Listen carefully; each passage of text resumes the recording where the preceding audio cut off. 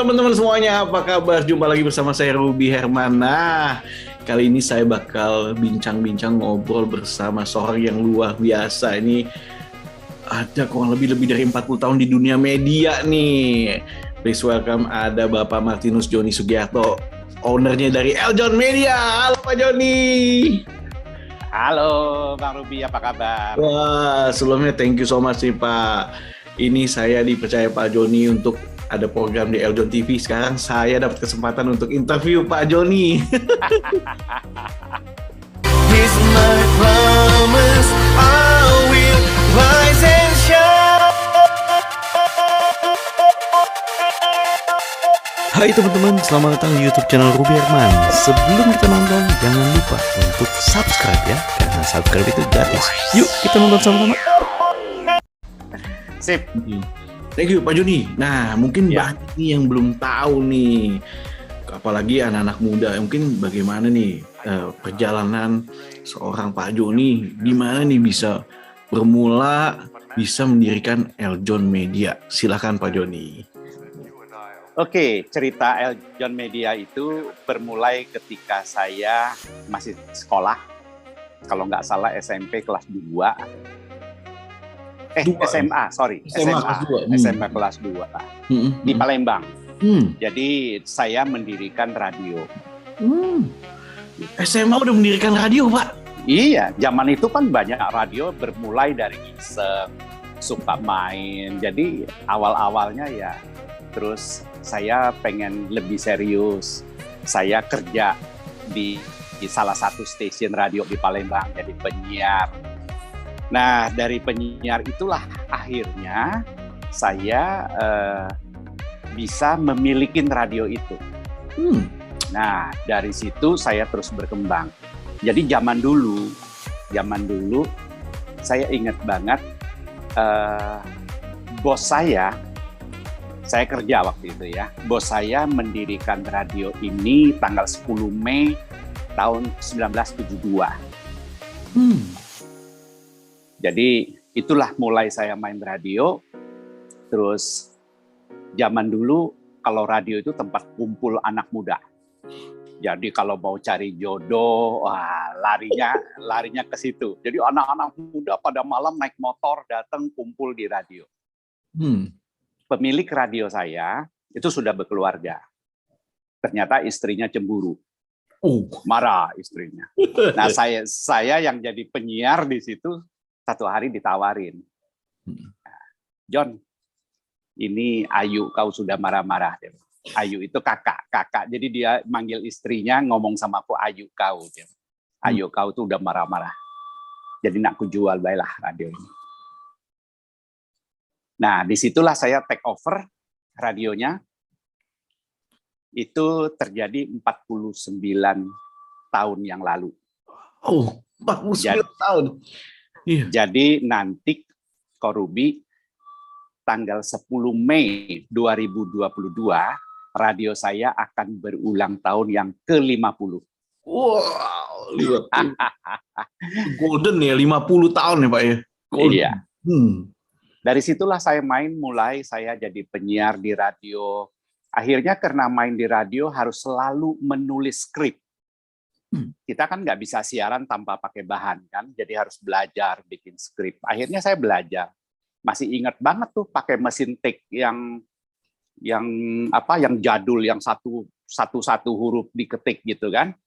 Nah, belajar mencari data, mencari berita, diketik untuk dibacakan di dalam program-program saya.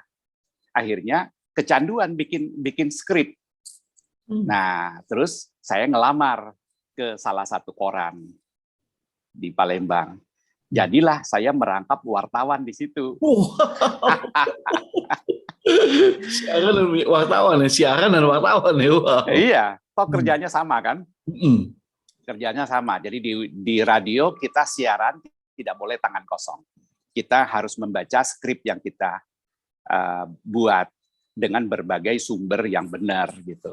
Jadi dari situ karena sudah terbiasa membuat skrip, biasa mengetik, saya ngelamar ke salah satu koran di sana, saya tunjukin hasil skrip saya. Dia bilang, oke, setuju, yuk bikin berita-berita. Nah, jadi saya dikasih redaksi mengenai ekonomi. Jadi saya belajar menulis berita di koran untuk ekonomi. Nah, itu terus berlanjut sampai akhirnya ya jadi terbiasa. Jadi kesannya kayak wartawan gitu. Akhirnya saya setelah pindah ke Jakarta, saya bikin majalah. Majalah. Itu majalah namanya Travel Club. Itu saya terbit dari tahun 1988 sampai hari ini sudah 33 tahun, 34 tahun majalah itu berjalan. Nah, kalau Korubi melihat perjalanan saya ini tipikal orang yang sangat setia dengan profesi. Ya kan? Begitu saya masuk di radio, sampai hari ini saya masih main radio.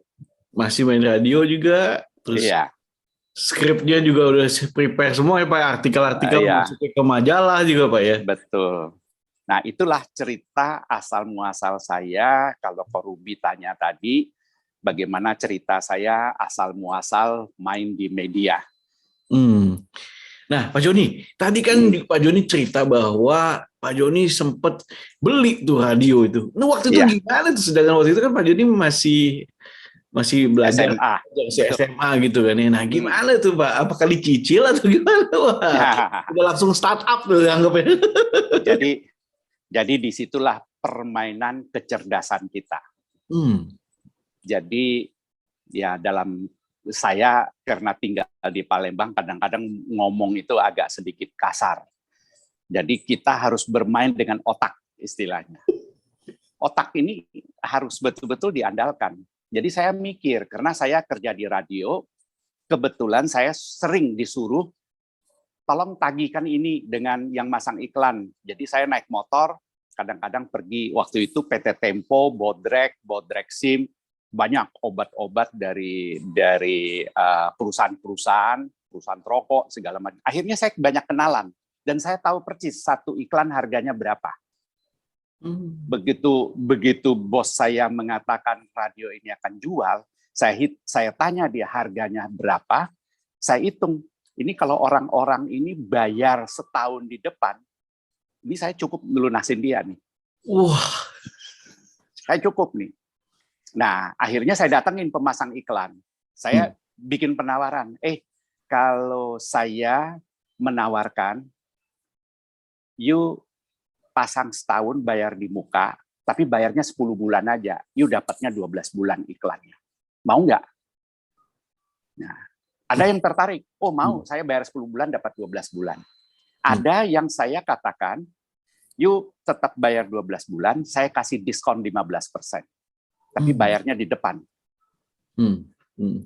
Nah, setelah saya hitung semua, ini duitnya cukup nih bayar radio ini. Terus saya bilang ke bos saya, bos, kalau ada orang nih yang mau membiayain saya, artinya di belakang saya ada investor lah istilahnya, mau membiayain saya, bos bisa nggak kasih murah? Terus dia bilang, kalau kau yang nak ngembek, kalau kamu yang mau ambil, kau bayar separuh aja jadilah, dia bilang. Jadi kamu bayar separuh aja deh kalau kamu yang mau ngambil. Gitu. Waduh, lebih untung lagi nih, Pak. Jadi dengan saya mendapatkan tagihan setahun di muka, saya bayar lunas radio itu dalam 1 kali bayar, saya masih punya duit setengahnya. Mantap tuh strateginya, Pak. Cerdas banget.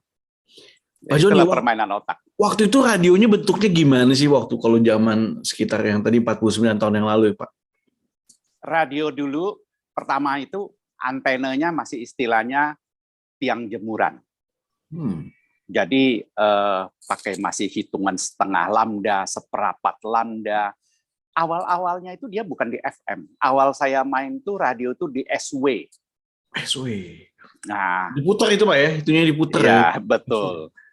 Masih di SW. Habis itu naik ke AM. Nah, begitu ke AM, kita sudah mulai pakai pemancar yang agak besar waktu itu.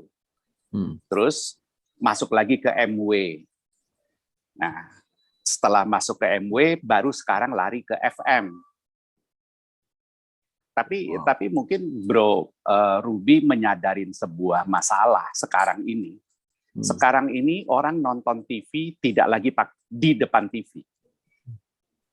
Ya.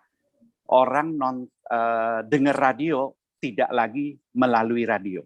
Nggak pakai radio lagi gitu, Pak? Nggak pakai radio. Iya.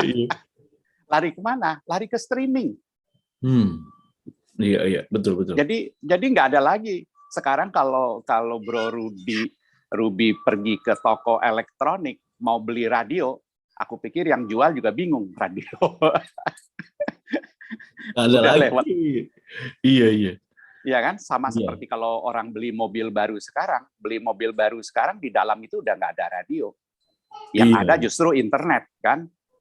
Iya betul. Justru mereka mengaktifasikan internet, mobil sudah bisa pakai feature yang dibangun, sudah bisa masuk GPS, sudah bisa menghidupkan mobil dari jarak jauh, larinya ke situ sekarang. Mereka dengarkan radio juga radio digital sekarang. Betul. Nah itu kondisinya kalau kita lihat mobil-mobil baru yang lagi dirilis sekarang ya, udah nggak kayak zaman dulu. Nah sehingga saya juga harus mengikuti pergeseran ini. Makanya radio kami, semua radio FM juga wajib punya radio streaming.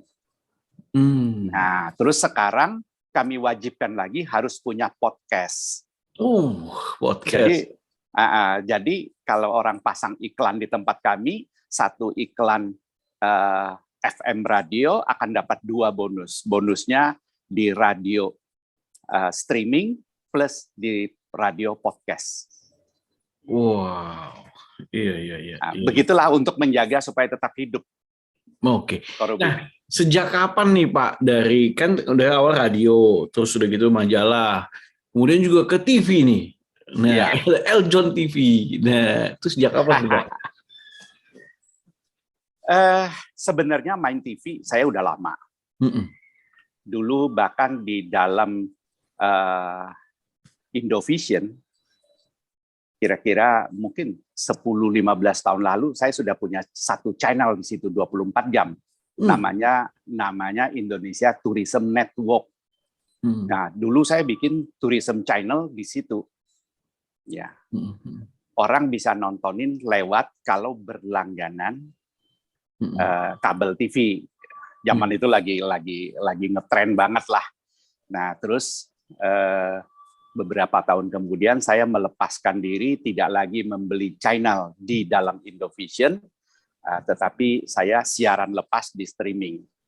Nah, sekarang setelah siaran streaming, kita bahkan sudah ke next step, udah dari aplikasi langsung dari program software ditembak langsung ke aplikasi. Jadi orang mau pakai iOS, orang mau pakai Android, tidak lagi perlu ketik www. Jadi tidak lagi pakai streaming, tetapi langsung bisa masuk ke dalam yang namanya aplikasi. Nah, itu bergeser terus. Jadi beberapa tahun ini jujur aja kita jungkir balik mengejar kecepatan pertumbuhan teknologi. Kita belum duduk manis di satu sistem, di satu platform lain sudah muncul, teknologi lain sudah muncul. Wah, kita sibuk lagi menyesuaikan diri. Nah, jadi kayak sekarang kalau Bro Ruby lihat, ujung tombak TV yang tadinya lewat streaming, sekarang kami sudah lewat aplikasi. Aplikasi itu jauh lebih ringan dibandingkan lewat streaming. Jadi jauh lebih ringan dan lebih mudah. Terus kalau kita lihat lagi sekarang, ujung tombaknya kami robah lagi. Kemana? Ke YouTube.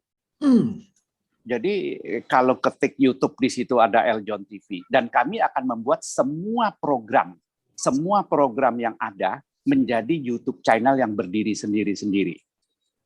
Wow.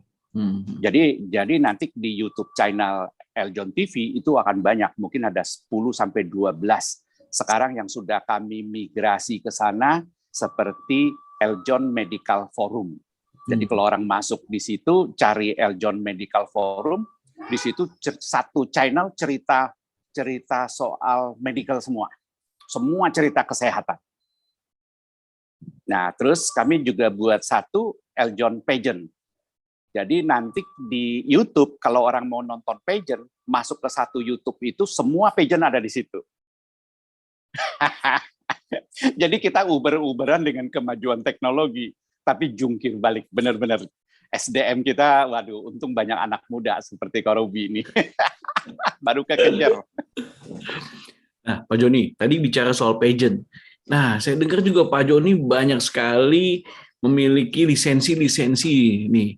Nah, apa nih hubungannya nih Pak? Nah, dengan Eljon Media nih Pak. Oke.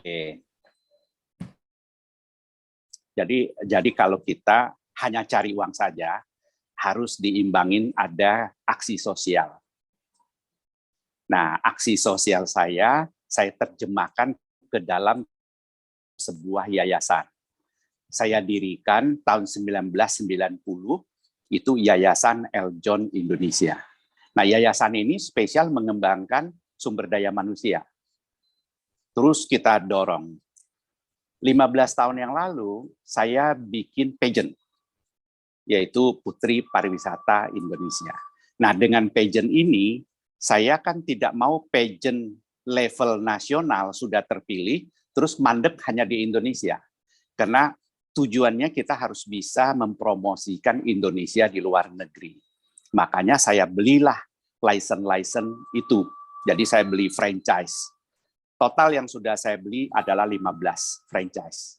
Sehingga oleh World Record, Yayasan Eljon itu dinobatkan sebagai sebuah yayasan pemilik pageant terbesar di dunia.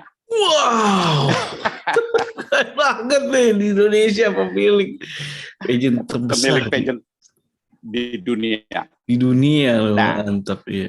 Iya. Jadi saya bikin programnya adalah Indonesia di panggung dunia. Kenapa Indonesia di panggung dunia? Saya beli franchise-nya. Pada saat mereka menyelenggarakan acara, itu nggak boleh Indonesia nggak disebut. Harus menyebutkan Indonesia. Pertama, itu biar anak-anak kita bergaul di dunia internasional. Biar mereka dapat teman secara internasional, secara global. Terus dengan mereka tampil di panggung dunia, mereka jadi pede. Nah, dengan anak-anak muda yang punya pengalaman banyak, udah punya PD yang bagus, kita berharap mereka semuanya menjadi tunas bangsa kita yang bisa membawa Indonesia ke posisi yang jauh lebih baik. Itu sebenarnya target saya. Makanya saya beli banyak franchise, saya tiap tahun kirim banyak putri-putri ke seluruh dunia, dan berkali-kali kita dapat juara dunia. Seperti tahun ini, 2019 Putri Pariwisata Dunia di tangan Indonesia. Wow, seperti itu. Jadi secara nggak langsung ya tadi ya Pak Joni bilang ya, ini sebagai program CSR juga dan juga ingin menunjukkan kepada dunia Indonesia talent-talentnya luar biasa, pageant-pageantnya luar biasa. Itu ya. Wah, go internasional luar biasa nih Pak Joni. Korubi bisa pikirin ya, kalau dalam sebuah pertandingan internasional, sering-sering itu 90 negara yang bertanding, 92 negara yang bertanding. Nah, pada saat Indonesia hadir di situ, dia kan jadi banyak teman, banyak kenal. Terus orang banyak loh yang sampai di luar negeri, mereka lihat Indonesia itu mana ya? Di sebelah mana ya? Banyak pertanyaan muncul kayak gitu. Di sebelah mana Bali? Di sebelah mana Singapura? Gitu. Iya kan? Ada yang lebih menyedihkan. Di sebelah mana Malaysia? Gitu. Dikira kita negara kecil. Nah, dengan Eljon mempunyai program Indonesia di panggung dunia. Dalam 15 tahun ini kami telah memberikan sumbangsi yang banyak sekali untuk promosi Indonesia agar masyarakat yang luas generasi muda dari seluruh dunia mengenal Indonesia. Itu salah satunya. Keren banget nih kalau pageant-pageantnya nonton nih, aduh bisa mencucurkan air mata nih, karena ya kan seperti ini kan mewujudkan banyak impian anak-anak muda ya Pak Joni ya, apalagi pageant-pageant gitu kan. Jadi khususnya dari Pak Joni sendiri visinya luar biasa dan mendukung anak-anak muda untuk berkarya, tunjukkan kepada dunia. Wah keren banget ya Pak Joni. Makasih. Jadi berawal dari media malah jadi istilah kata mengorbitkan talent-talent pageant-pageant itu ya di mancanegara, luar biasa. Pak Joni, kedepannya nih apa nih planning ke depan nih dari Pak Joni, khususnya dari Eljon Indonesia nih Pak? Kedepannya saya kira kita sudah memasukin sebuah zaman, sebuah era baru yang mau tidak mau, suka tidak suka, kita harus masukin. Dengan dunia baru ini, artinya kita sudah terikat dengan kehidupan digital. Digital ini udah nggak bisa lepas dari kehidupan manusia. Sekarang kita nggak bisa pergi kemana-mana tanpa membawa handphone. Itu salah satu contoh. Iya kan? Iya Pak. Nanya orang lokasi sedikit, udah malas nyari, Sherlock dong. Iya.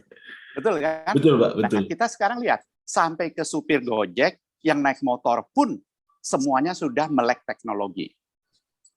Nah, belanja, sebagian orang itu sudah beralih, mulai dari belanja sayur, belanja keperluan sehari-hari, belanja makan, semuanya itu sudah online. Begitu banyak belanja online. Tetapi menurut saya, itu hanya akan sebagian. Saya nggak tahu bagiannya besar atau kecil, tapi akan sebagian. Kenapa? Karena kita sebagai makhluk sosial masih mau kumpul-kumpul. Yuk kita ngopi kapan gitu ya kan? Betul, iya. Nah, terus pariwisata nggak bisa diwakilin. Pariwisata orang tidak akan puas hanya melihat virtual foto di destinasi sebagus apapun. Orang pengen berada di sana. Ya kan? Rasakan gitu ya. Betul. Interaksi Iya. Pengen berinteraksi dengan apa yang mereka jual kan. Terus makan juga ngerasanya senikmat apapun masih kurang nikmat kalau kita makan sendirian di rumah. Datang pakai packaging gitu, enak apapun rasanya beda kalau kita sama teman-teman atau sama keluarga makan di restoran. Jadi saya pikir ada hal-hal yang bisa diwakilin oleh digital, tapi ada sebagian yang tetap nggak bisa. Gitu Bang Ruby, kedepannya saya lihat gitu.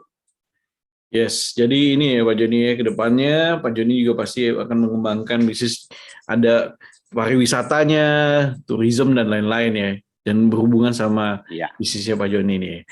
Oke, nah Pak Joni, ini kan Pak Joni tahun 2022 radionya 50 tahun nih Pak.